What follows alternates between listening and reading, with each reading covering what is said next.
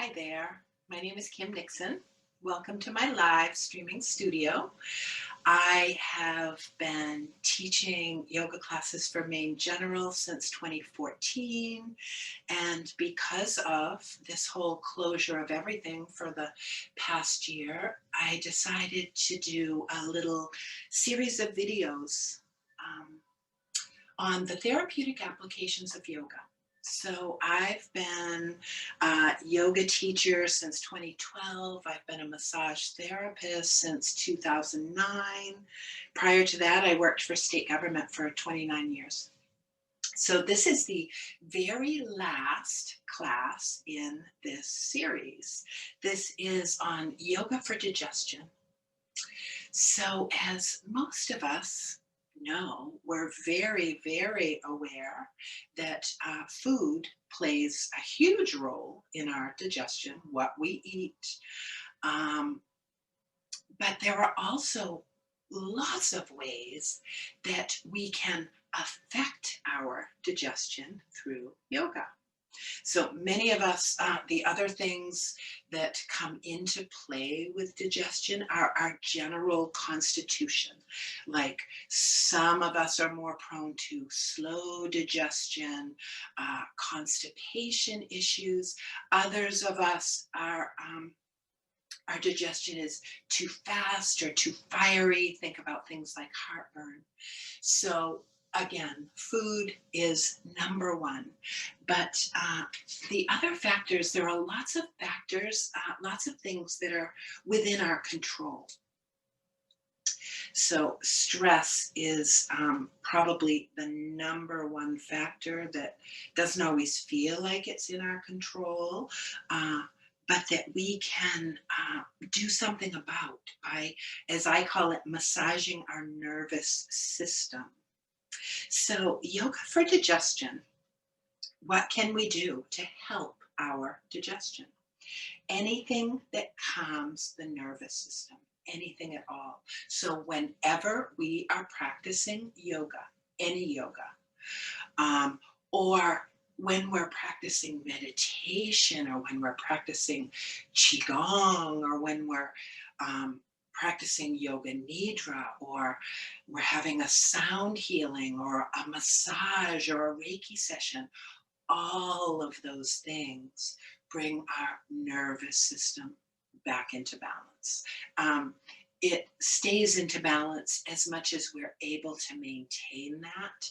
But the breath is always huge. That's the one thing that we have accessible to us all the time, 24 hours a day, that we can use to affect our nervous system.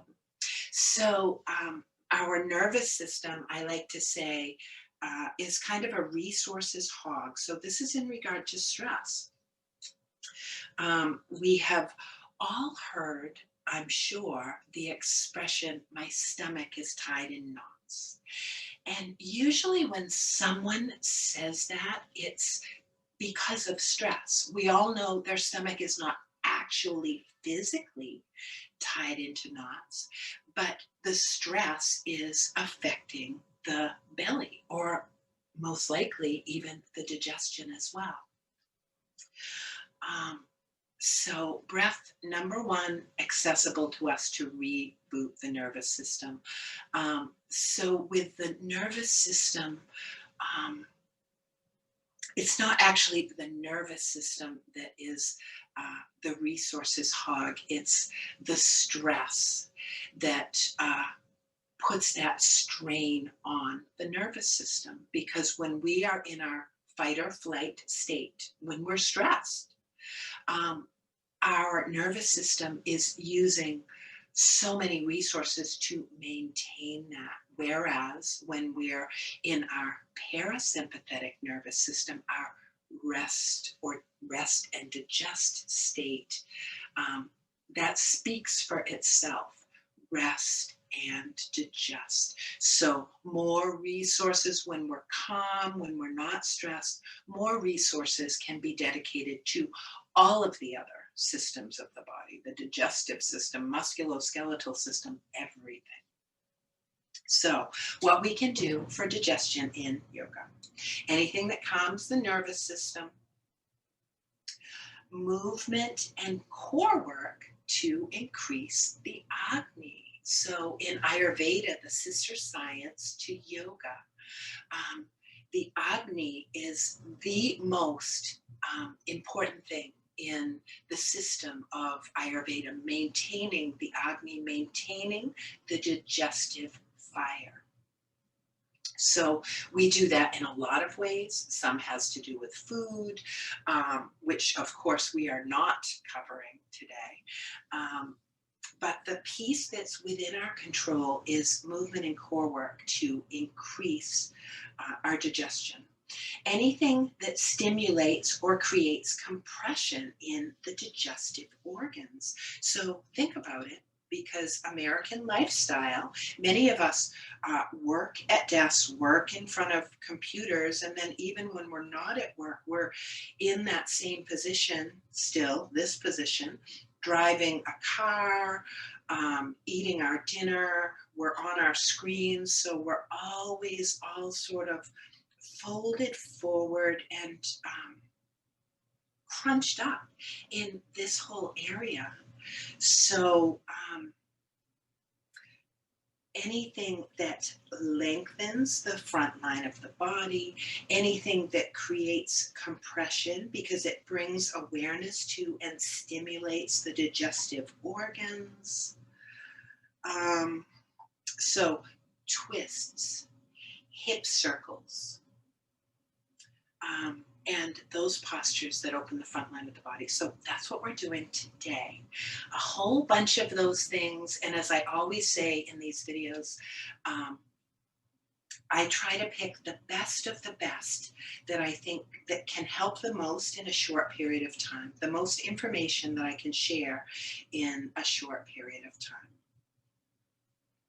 So all you will need for practice today is a blanket, and either a bolster or a couple of bed pillows or a couple of throw pillows. And anyone, anybody can do this practice that we're doing today. So we're going to start by coming right down onto our backs. So if you're seated on a blanket, just move that to the side. We're going to come down on our backs because that lengthens the front line of the body, and I'm just going to guide us through some three-part yogic breath to relax the nervous system to start right out. So making your way down onto your backs, coming right into Shavasana, if that is comfortable for your body. And the first thing that you're going to feel in this simple posture of just lying on our backs is you're probably going to feel a little lengthening in the abdominal area. So this is where our psoas muscles live, our hip flexor muscles, and tightness in those hip flexor muscles creates tightness in that area that houses our digestive organs. So just bringing the arms out to the sides, away from the bodies a bit, palms turned open if you can, feet and legs not tight together. So bring them apart a bit, at least hip width apart with the feet. If you have back issues and it causes you pain to lie in this position, it is very likely that you have even more tightness in these psoas muscles. These hip flexor muscles are very deep in the body. So just dropping in here for a moment, and we're going to come right into the three-part yogic breath.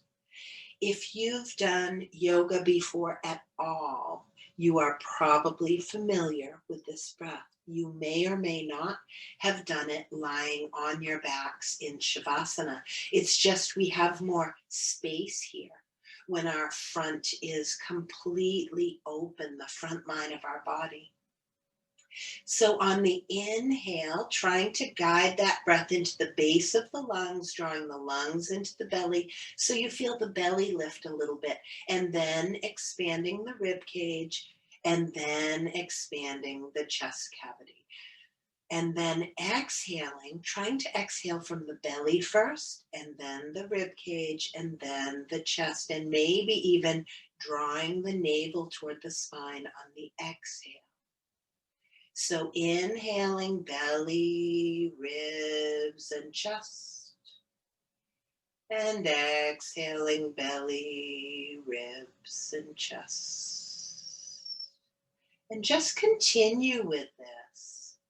Try and relax your facial muscles. Relax the back of your neck. Inhaling belly, ribs, and chest. And exhaling belly, ribs, and chest. Most of us in our workplace don't have a space where we can just lie down flat like this in the middle of our workday. But boy, if we did, that's what I would recommend, to literally reboot the nervous system mid-workday.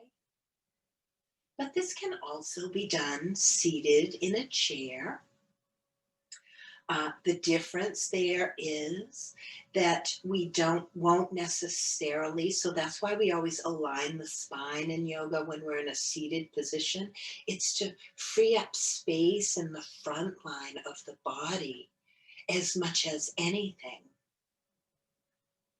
Just a couple more. Inhaling belly, ribs, and chest. And exhaling belly, ribs, and chest. And on your final breath, notice the wave here as the front body lifts to make space for that breath, and as the front body compresses to expel that breath.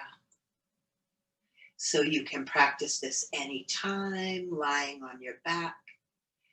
Breath work like this instantly reboots the nervous system because, or another aspect of this is that we're giving our brain something to think about besides our work or our worries or our to-do lists or our deadlines, because our mind has to actually focus in order to be able to break this breath down into these three parts.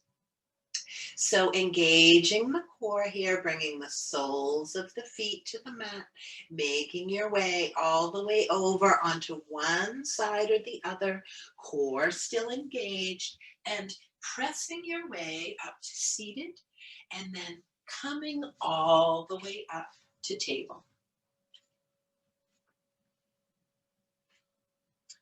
So in table, full expression of the hands on the mat. So we have that nice foundation rather than the hands crunched up.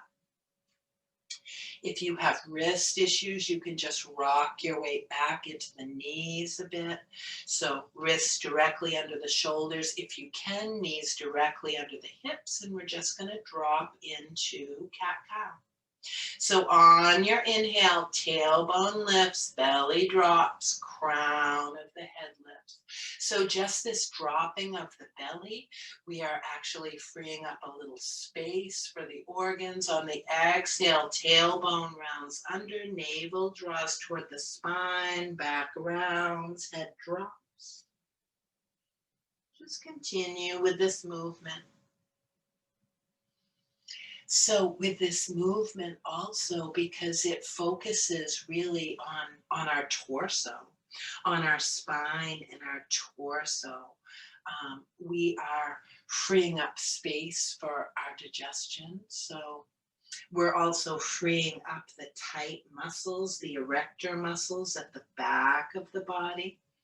From here, coming back to your table, we're just going to make our way up to standing.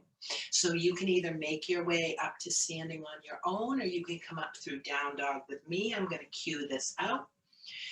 Pressing back through the base of the hands towards your knees, base of the hands, base of the thumb, and the base of the index finger.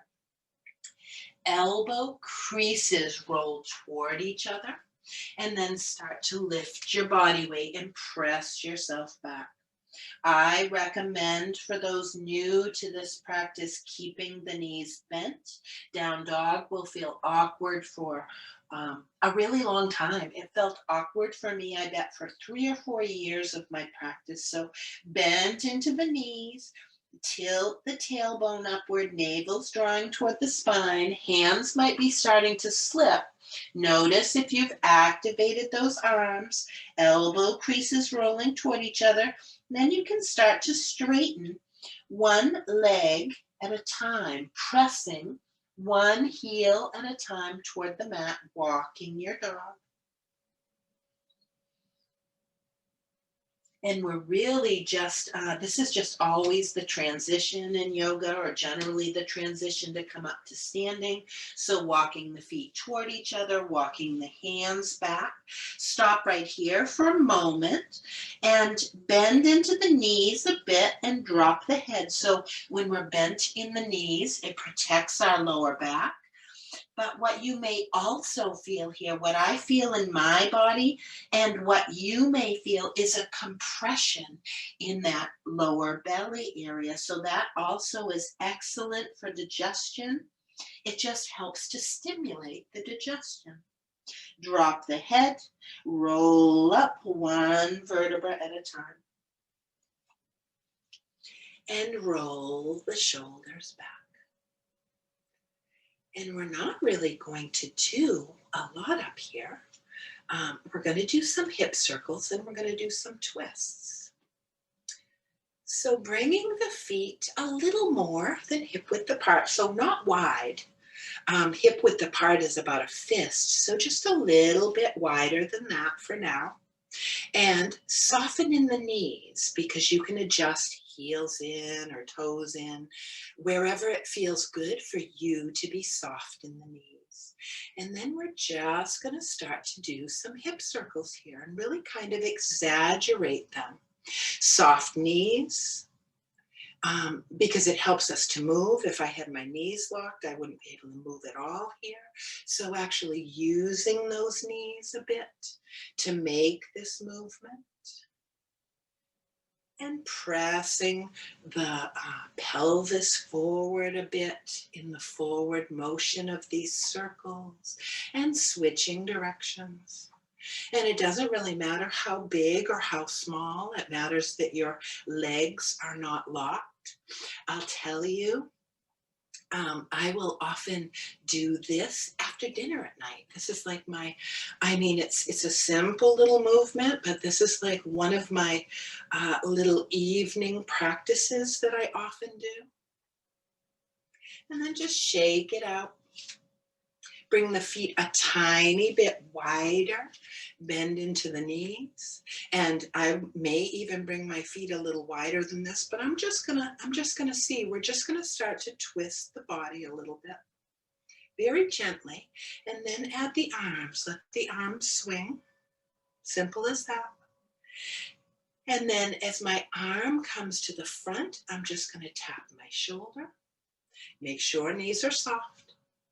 I'm going to step my feet a little wider because I'm going to bring my knees into this a little bit more. And now as the arm swings back, as the hand swings back, tap the kidney area, which is basically just the lower back. So stimulating the kidney. And then take your neck into this movement, so that you're looking back over that shoulder as you twist and breathing.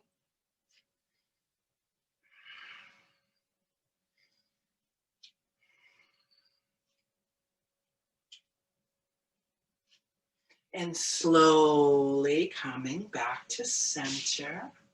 We're just going to make our way right down to our mats with a half sun salutation. So just because it's an easy transition, so bringing those feet to hip width apart, about the width of a fist.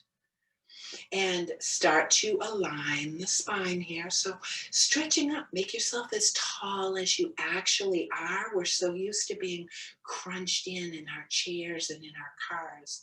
Inhaling up, core engaged, exhale to prayer.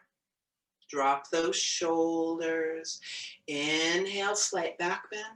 Exhale, swan dive to open the shoulders just because. And bending into the knees. And just making your way down to table again. And from here, we're going to just make our way right down to our bellies. So however you can do that, the only rule is that elbows have to stay close to the body. If you practice yoga, you might come down through a modified chaturanga. And if not, you might just come straight down to your elbows. So we're coming into a Sphinx pose, very common pose that I teach in almost every single yin class I teach. We'll almost always do Sphinx.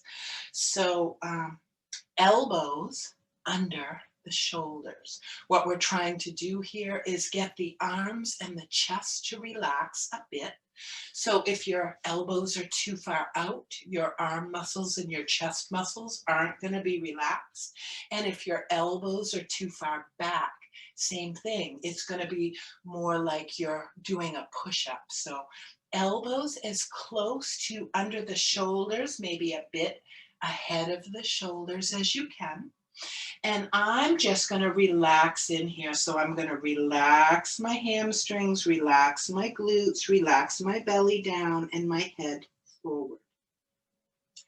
First things first, note the compression that you feel in the lower back. A little bit of compression is fine. If you're feeling really, really uncomfortable, I would recommend bringing that bolster or that pile of bed pillows or throw pillows in under the chest armpit area and just make yourself comfortable. So you can see, so whichever posture you've chosen, and I've had students that have had fusion in their backs or have had back injuries that actually can't do this modified posture. So I have them come all the way down to a pillow on the hands. And if you don't practice some type of opening practice like yoga in your bodies, then our bodies are they're just very tight. So whichever one is right for you, dropping in.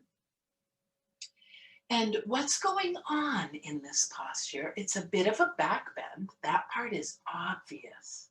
The other thing that's going on is a lengthening in the front line of the body and a bit more of a lengthening than what we experienced at the beginning in our Shavasana with the breath. Breathing in, breathing out. Maybe close the eyes to bring the awareness inward to see what you feel.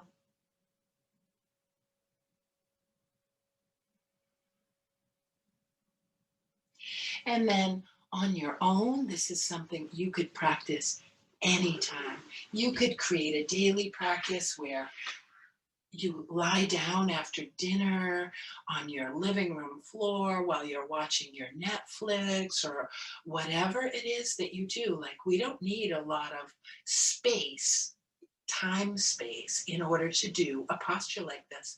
I'll often do this when I get into bed at night and just actually I'll take a stretch, not actually do the posture, but I'll bring my elbows in under my shoulders and I'll take a little twist, a tiny, tiny twist. So dropping that right hip toward the mat and turning my head to the left, and you might feel a little bit of a stretch there in that right inner hip. And then I'll come back around and I'll drop my left hip a bit and turn my head to the right and feel that stretch in the left. So from here, we're just going to make our way up to seated however you can. You may want that blanket. So if you don't have a practice like this, if your body is tight, you're going to want a blanket under your sits bones.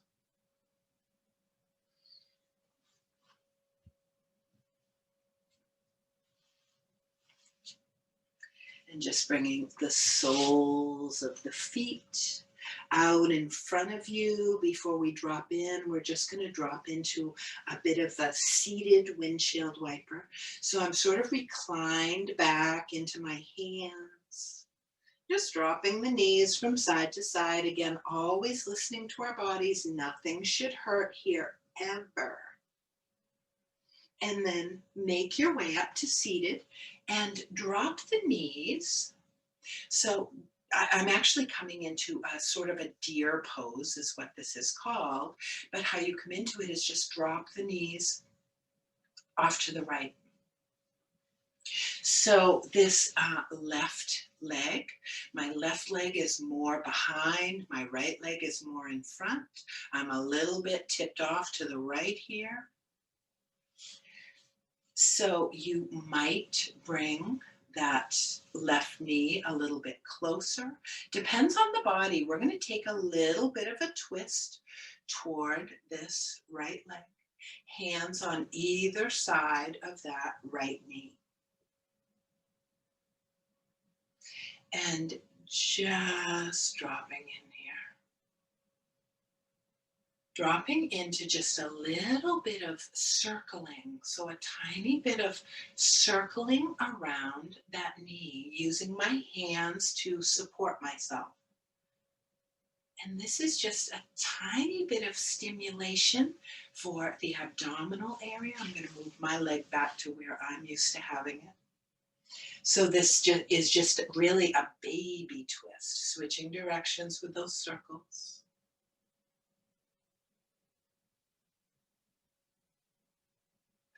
And then we're going to drop right down into a collapsed swan. So for you, that might simply mean walking the hands out a bit further. This is body to body. Going to look different, body to body. So listen to what you feel. You might drop down a little deeper. So this is both a little bit of a twist and also creating compression in those internal organs. Depending on what version you are in of this, you might be higher. That is fine. It's just body to body. See if you can relax your neck somehow. This is a collapsed swan, and we do this quite often. So in a yin yoga practice, we would be doing these postures for 3 or 4 minutes. I'm really just, this isn't a yin yoga practice. This is more of a demonstration video. So just a short period of time, making your way back up. Bringing the hands behind, bringing the soles of the feet in front, and dropping into your windshield wiper again. Breathing in through the nose, out through the nose, which is how we always breathe in a yoga practice, because it comes back to that nervous system thing, that stress thing. So dropping the knees now off to the left. And turning your body over that left knee. And just dropping into some little circles here. So opening up the hip muscles and the hip joints is part of what we're doing here in a very gentle way, switching directions, tightness in the hips. So the QL muscle, the hip hiker muscle, that is a deep muscle in our outer lower back area, outer lower back hip area. And the psoas muscle, which is in the front, also a very deep muscle. So very, very slowly coming into your collapsed swan, and it might just be walking the hands forward a bit.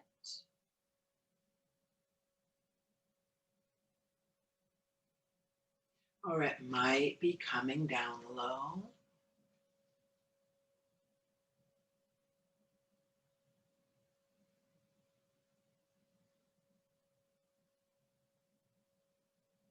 And just breathing and just feeling any compression that you might feel as this, the tissue of your belly, the tissue of your abdomen comes against the tissue of your thigh. Again, we're also opening up hip joint area, so that actual joint on this left side.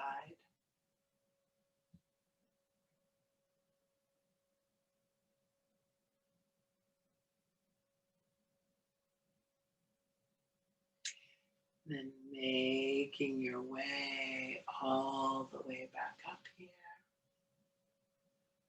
Bringing the legs out in front again.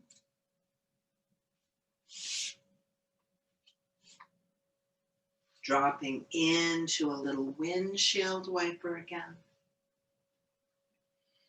And we're just going to make our way all the way down onto our backs.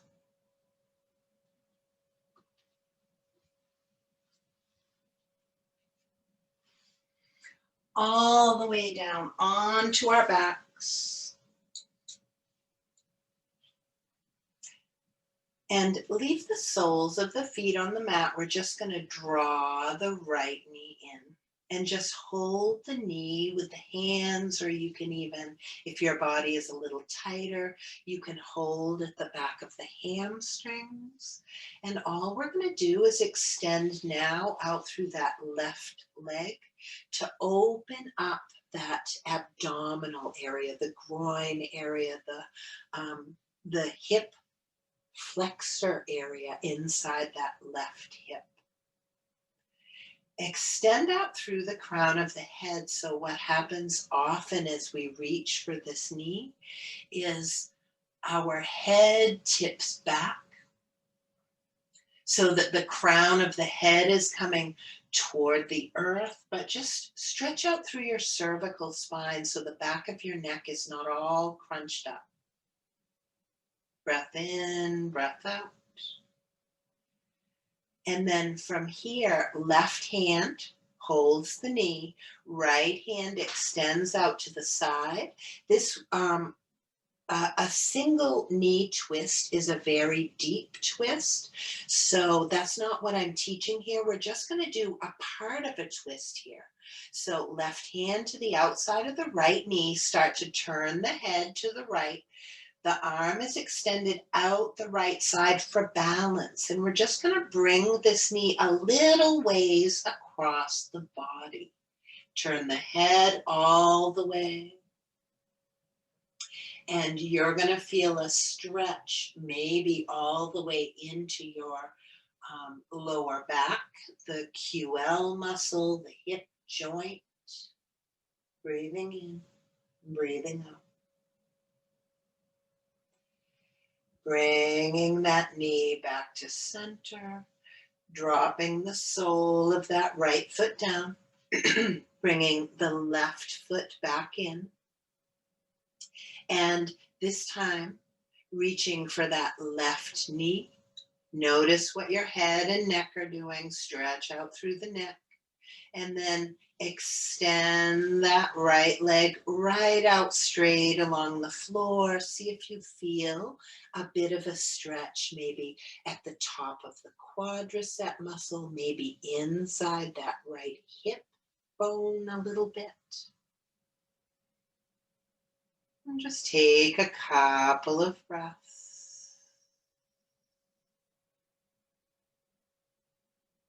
And then right hand holding the left knee, left hand coming out to the side. And starting to roll just a tiny bit onto your right side, bringing that left knee just a little bit across the body. If we had, if this were an actual class and we had done some twisting preparation, so again, this is a very deep twist. Which is why I'm not recommending, if you have this in your practice and you're perfectly able to bring that left knee all the way to the floor, feel free. Most people are not. But I want you to notice this deep stretch going on in this whole glute and hip joint area on the left.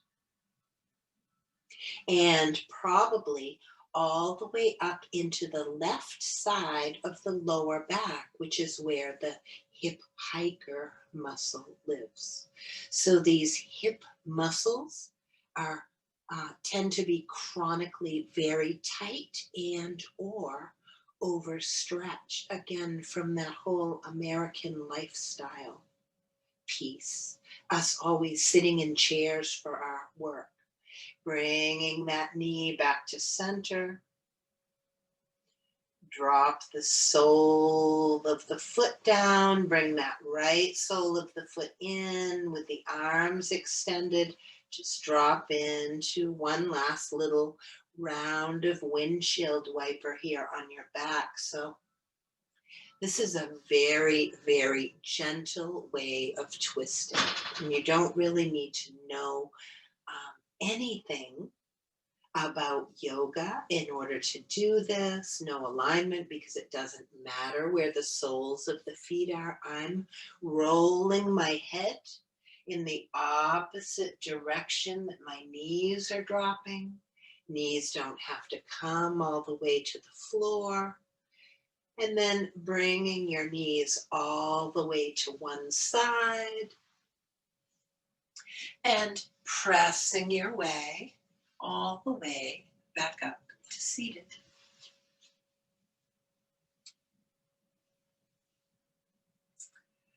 So I hope that this has helped you a bit. Any of the classes in this series. So this is the 7th class in the Therapeutic Applications of Yoga series. If there's something here that you would like to expand on, you can join me for class anytime. So I teach one live class right now. Can't wait to get back to teaching live classes at MaineGeneral when things open up. I also teach live streaming classes, 5 live streaming classes a week, right from this studio, Monday through Saturday. I also have an on-demand library, which is literally a collection of the live streaming classes that I've taught in this last year, because this whole online studio piece, live streaming piece, is brand new to me with the pandemic. This isn't how I used to teach. This is how I teach now. So thank you for joining me. You can find anything and everything you want to know about me and my classes at kimnixonyoga.com. Namaste.